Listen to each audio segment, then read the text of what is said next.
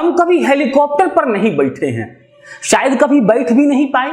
वैसे हम कभी एरोप्लेन पर भी नहीं बैठे हैं और इसीलिए आज एक दोस्त को फोन किए जो एरोप्लेन पर बैठा था। उससे पूछे कि एक बात बताओ यार, ऊपर से लोग सब कैसन दिखता है? वो बोला कि एकदम चूहा जैसन। फिर हम सोचे कि नीतीश जी जो हवाई सर्वेक्षण करने गए थे तो उनको कैसे लोग दिख रहा होगा। ऊपर से पानी के बीच में लोगों को ढूंढ पाना कितना मुश्किल होगा। और तब हमको समझ में आया कि मुख्यमंत्री का काम कितना मुश्किल है।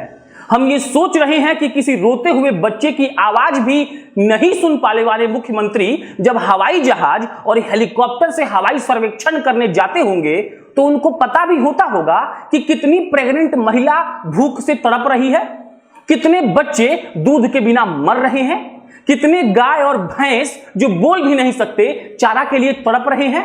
हमको लगता है कि मुख्यमंत्री साहब को यह सब नहीं दिखता होगा, शायद वो देखना भी नहीं चाहते हो। बाकी नमस्कार, मेरा नाम प्रशांत राय है और आप जनता जंक्शन का स्पेशल सेगमेंट कटाक्ष देख रहे हैं। नीतीश जी, हेलीकॉप्टर जब फड़फड़ फड़ करके उड़ता है तो आपको लोगों का चित्कार सुनाई देता है क्या? अच्छा, ये दिखाई देता है कि जदयू भाजपा राजद का कितना नेता वहां जाकर लोगों की मदद कर रहा है। अच्छा, ये समझ में आता है कि भूख से तड़प रहे बच्चों के लिए आपकी सरकार कुछ नहीं कर पा रही है। शायद नहीं आता होगा और ये हम इतने दावे से इसलिए कह रहे हैं ना सर, क्योंकि 7-8 जिलों में रिपोर्टिंग कर लिए। आपके कम्युनिटी किचन में कभी चावल खत्म हो जाता है तो कभी आंधी से आपका टेंट उड़ जाता है और उसके चलते लोगों को कभी नाश्ता शाम के 5 बजे मिलता है। आप उसको लंच कह लीजिए, आधा 1 घंटा लेट हो जाएगा तो डिनर हो जाएगा। वैसे आप जब हेलीकॉप्टर से हवाई सर्वेक्षण कर लिए तो जमीन पर भी गए थे 3 दिन के लिए। आप बिस्किट बच्चा सबको दे रहे थे, 5 रुपया वाला 2020, उसमें काजू होता है ऐसा लोग कहते हैं। आपके नेता लोग जो चिवड़ा मिठा के नाम पर बकैती कर रहे हैं ना, वो असहनीय है। जानते हैं काहे? इसीलिए कि चिवड़ा मिठा तो हम आज तक कभी खाए नहीं। सर, आप कभी खाए हैं? और हम दावे के साथ ये कह सकते हैं कि आपके चूड़ा में 10,000 रुपया किलो का दही होता होगा, एकदम छाली वाला, जिसमें चीनी और मीठा सौन के जब आप खाते होंगे तो मजा आता होगा। सोचिए ना नीतीश जी, जिसका घर डूब गया होगा वो छत पर बैठकर चिवड़ा मिठा आपके द्वारा दिया गया खाएगा तो कितना स्वस्थ रहेगा। लालू यादव के नाम पर कब तक आप सरकार चलाएंगे? अगर थोड़ा भी लिहाज हो ना सर तो 3 दिन जमीन पर मत जाइए, 30 दिन जाइएगा और किसी मंत्री साहब को लेकर मत जाइएगा। वहां मौजूद लोगों से पूछिएगा कि उनको खाना कितने बजे मिलता है। आपके जो लिस्ट का बखान ये मीडिया वाला लोग कर रहा है ना, उसका पूर्ति नहीं होता है सर। दिन भर चावल सब्जी पर वो लोग जीते हैं और आपका नेता सब जब वोट मांगने जाएगा ना तो चिवड़ा मिठा देगा और आप डंका बजाकर ये कहेंगे कि हमने बाढ़ पीड़ित लोगों की सहायता कर दी। लालू यादव भी हेलीकॉप्टर पर बैठकर सर्वेक्षण करते थे। तेजस्वी जी इसीलिए चिल्ला रहे थे कि नीतीश जी घर से बाहर नहीं निकल रहे हैं क्योंकि उनको मन कर रहा था कि हमारे मुख्यमंत्री साहब हवाई सर्वेक्षण करें। और नीतीश जी, आप तो सर्वेक्षण कराए और इसी के साथ आप लानत स्वीकार कीजिए। अब अगला, नीतीश जी आपके राज्य का एक बहुत बड़ा सुपरस्टार नहीं रहा और आप उस केस को सीबीआई को ट्रांसफर करने के लिए अनुशंसा भी कर चुके हैं। कितना बढ़िया बात है ना सर।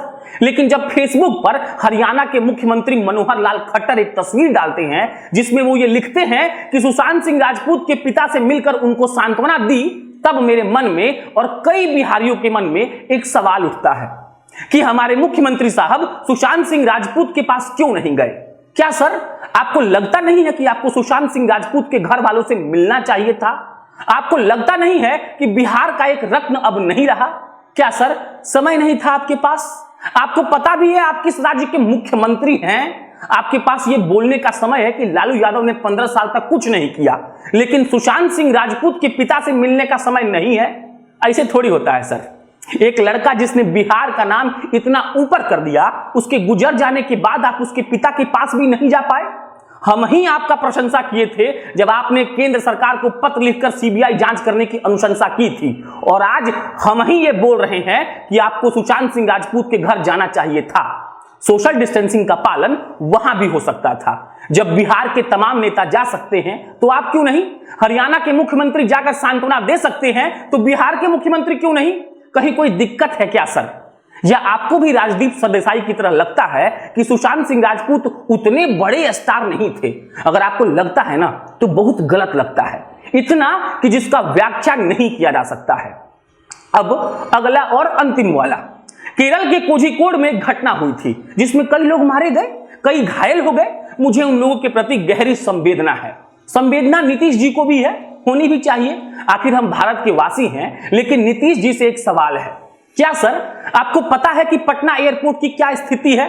क्या आपको यह पता है कि पटना एयरपोर्ट केरल के कोझिकोड एयरपोर्ट से छोटा है? क्या आपको यह पता है कि केरल के कोझिकोड एयरपोर्ट पर रनवे 9,000 फीट का है और आपके पटना का सिर्फ 6500 फीट? क्या आपको यह पता है कि साल 2000 में ही पटना को भारत के सबसे खतरनाक एयरपोर्ट में शामिल किया गया था और अब भी वो सबसे खतरनाक एयरपोर्ट में ही गिना जाता है?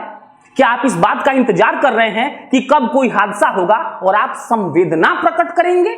हाँ, मुझे पता है कि ये आपके अंतर्गत नहीं आता है, लेकिन ये बताइए ना कि आपकी सरकार ने कितना पत्र लिखा है ताकि पटना का एयरपोर्ट में सुधार हो जाए।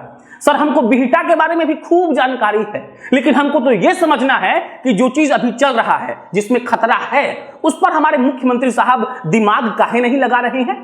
खतरा सिर्फ छोटे रनवे का नहीं है, खतरा तो इस बात का भी है कि पटना एयरपोर्ट के बगल में मीट मछली का दुकान है, जिसके चलते चिड़िया सब उड़कर आता है और उस चिड़िया से टकराने की डर का आभास आपको नहीं है। होगा भी कैसे? आपके पास तो पर्सनल हेलीकॉप्टर है। नहीं, मजाक कर रहे थे, आपके पास नहीं है, आप भाड़ा पर लेते हैं। बगल में ही फुलवारी शरीफ स्टेशन है, बड़का बड़का टावर है।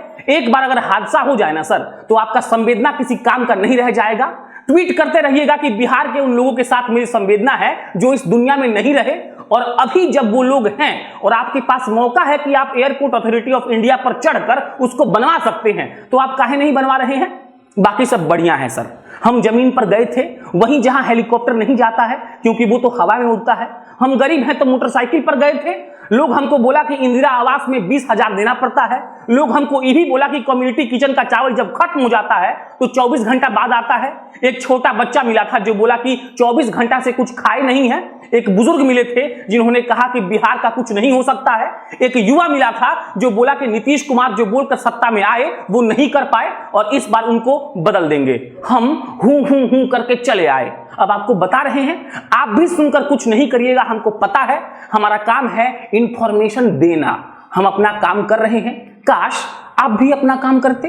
अब वीडियो का अंत हो गया, कैसा लगा कटाक्ष कमेंट बॉक्स में लिखकर बताइएगा। बाकी मेरा नाम प्रशांत राय है, आप जनता जंक्शन देख रहे थे। बहुत बहुत धन्यवाद।